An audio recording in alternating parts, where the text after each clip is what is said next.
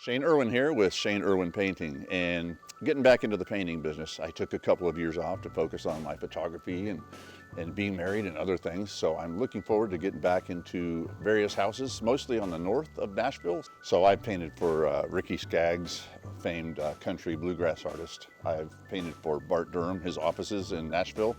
I painted for many other notables, just doctors, lawyers, small people, regular people like me and you. So I painted for everybody.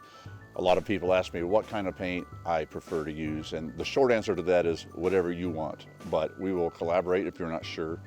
There are certain preferences for certain applications. If you're trying to cover a color really well, I prefer Valspar signature paint, which you can get at Lowe's. It's made by Sherwin-Williams, and it covers just amazingly. There's some video footage of me covering a red wall, very red wall with gray paint. I did it in one coat. And I'd like to use that if you have a color you really want to cover over. If you have other preferences, we'll go for that.